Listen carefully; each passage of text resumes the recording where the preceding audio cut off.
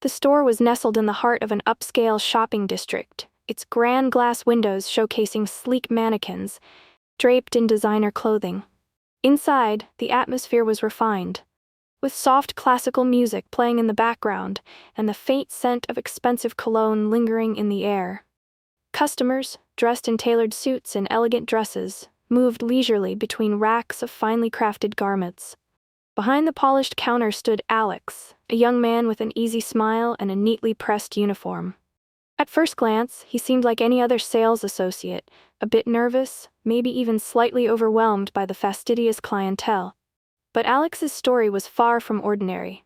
Born into a wealthy family, Alex had grown up surrounded by luxury. Yet his father, Mr. Davis, the owner of the store, believed in teaching responsibility. Rather than handing his son an easy path, he insisted Alex take a summer job in the store, not as a manager or supervisor, but as a simple clerk.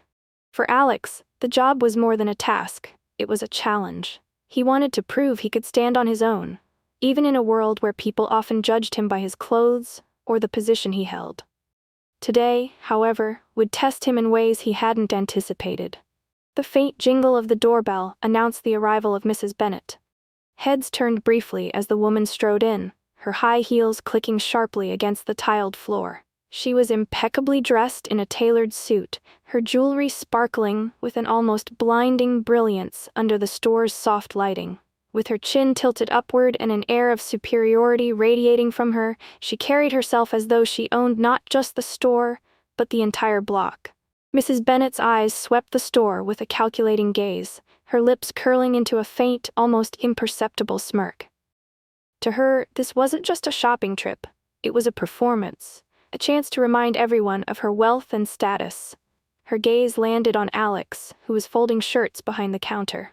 Her expression immediately soured, and she walked over briskly, the sound of her heels now more pronounced. "You there," she said, her tone clipped and dismissive. "Stop wasting time and come assist me."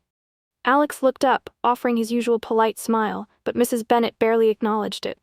Instead, she eyed him critically, as though his uniform and youthful face confirmed all her assumptions. He was just another insignificant worker, far beneath her notice. Mrs. Bennet tapped her manicured nails on the counter impatiently, her impatience palpable.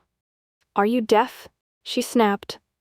"I said I need help finding a dress for an event, something elegant, clearly out of your understanding, but do try." Alex set aside the shirts he'd been folding and approached her calmly, maintaining his professional demeanor. "Of course, ma'am. I'd be happy to help. Could you tell me more about the event?" she scoffed, waving her hand dismissively. "Don't pretend you know anything about elegance," she said, eyeing him up and down. "Look at you. Your uniform barely fits, and your posture is slouchy. Do they even train you people properly?" Alex straightened slightly but kept his tone even. "I'll do my best to find something suitable for you, ma'am." Mrs. Bennet rolled her eyes, clearly unimpressed. "This is what happens when stores hire, well, anyone these days. You're probably here because no other job would take you. Don't waste my time, boy. Just bring me the best pieces, if you even know what those are." Despite the sting of her words, Alex stayed composed. "Right away, ma'am," he replied softly, heading to the racks. Inside, he reminded himself of his father's words, "Kindness is strength." As Alex returned with an armful of carefully chosen dresses, the doorbell chimed again. This time, it was Mr. Davis who stepped into the store. Dressed sharply but with an air of humility, his presence commanded respect without effort. "Alex," he called out warmly, his voice cutting through the tense atmosphere. A proud smile spread across his face as he walked toward his son. Alex straightened, momentarily setting the dresses aside. "Hi, Dad," he replied with a smile, his professional demeanor giving way to genuine warmth. Mrs. Bennet froze, her expression flickering with confusion. "Dad?" she echoed, glancing between Alex and Mr. Davis. Mr. Davis turned to her, his eyes scanning her expensive attire and haughty posture.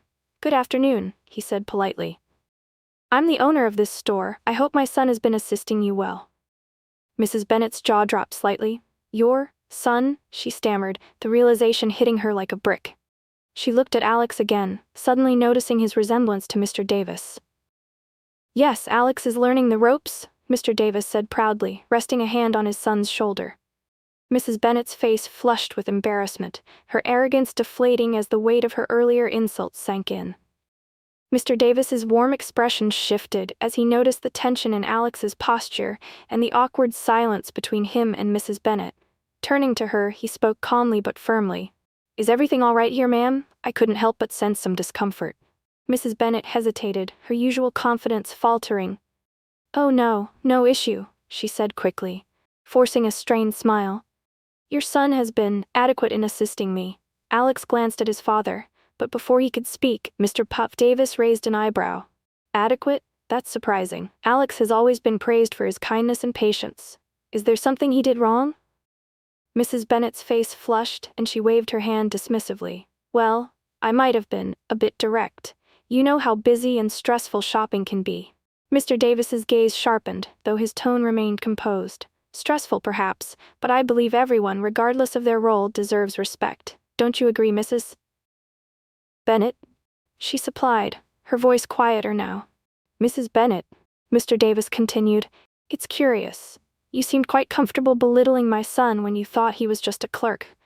Would you have treated him differently if you'd known he was my heir?" Mrs. Bennet's mouth opened and closed as she stumbled over her words. I didn't mean anything by it. Please accept my apologies." Mr. Davis gave a curt nod. "Respect is earned, not demanded. Alex already understands that, even as a young man. I hope you'll remember it too." Mrs. Bennet, visibly humbled, mumbled another apology and turned away, her earlier arrogance replaced with quiet shame. After Mrs. Bennet's awkward departure, the store fell silent for a moment. Alex exhaled deeply, placing the dresses back on the rack. Mr. Davis watched him with a thoughtful expression before stepping closer. "You handled yourself well today, Alex," his father said, his voice steady but full of pride. "That couldn't have been easy." Alex shook his head, a faint smile playing on his lips. "It wasn't," he admitted. "It's frustrating, seeing how quickly people judge based on appearances or assumptions. She didn't know anything about me, but she decided I wasn't worth her respect." Mr. Davis nodded, his gaze softening. "It's a hard truth of life, son. Some people will see only what they want to see, but what matters is how you respond. You showed restraint and kindness, even when it wasn't easy." Alex looked up at his father. "I kept thinking about what you always say, how respect isn't something you give based on someone's status but on their humanity. It's easy to lose sight of that when you're being insulted." Mr. Davis placed a hand on his shoulder. "You proved today that our values aren't just words to you. You lived them. I'm proud of you, Alex. Kindness and respect, those are the things that truly define us, no matter what others think." Alex smiled, his resolve strengthened. "Thanks, Dad. I'll remember that." Mrs. Bennet hastily gathered her purse, her face flushed with embarrassment. She avoided eye contact with Alex and Mr. Davis as she muttered a barely audible, "Thank you for your time," before turning toward the door. The sound of her heels clicking against the floor grew fainter until the doorbell chimed one final time, signaling her departure. The store seemed to exhale as the tension lifted. A moment of silence followed, then one of Alex's colleagues, a woman named Claire, stepped forward. "Alex," she said, her voice warm with admiration, "that was incredible. I don't know how you stayed so calm." Another employee, Mark, nodded in agreement. "Seriously, I don't think I could have handled that the way you did. She was awful, but you didn't let her get to you." Alex shrugged modestly, a faint smile on his face. "It's not always easy, but my dad's always told me that staying calm and kind says more about you than lashing out ever could." Mr. Davis, still standing nearby, beamed with pride. "And today, you proved that, Alex. You turned a difficult situation into a moment of learning. For everyone." The staff exchanged glances, clearly inspired. Claire spoke up again. "You're gonna make a great leader one day, Alex." Alex smiled, his confidence bolstered by their support. "Thanks, everyone. That means a lot." As the store returned to its usual rhythm, the encounter with Mrs. Bennet left a lingering impression, not just on Alex and his father, but on everyone who witnessed it. It was a moment that quietly reaffirmed an important truth. A person's worth is not measured by their wealth, title, or outward appearance. Mrs. Bennet's arrogance served as a stark contrast to Alex's humility and composure. Despite her belittling remarks and condescending attitude, Alex chose to respond with patience and kindness. refusing to let her behavior dictate his own. In doing so, he demonstrated a strength of character that transcends status or privilege. The true measure of a person lies in how they treat others, especially those they perceive to be beneath them. Respect, after all, costs nothing, but its value is immeasurable. Alex's story is a reminder that kindness and dignity are choices we make every day, regardless of the circumstances. Wealth may buy luxury, but it cannot buy character.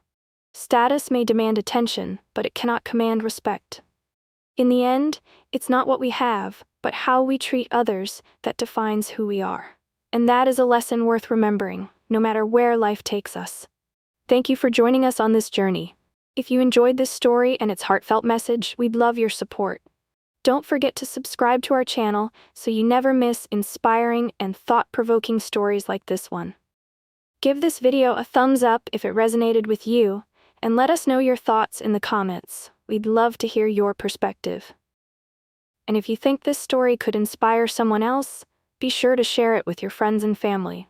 Together, let's spread kindness and positivity far and wide. Thank you for being part of our community. Your support means everything to us.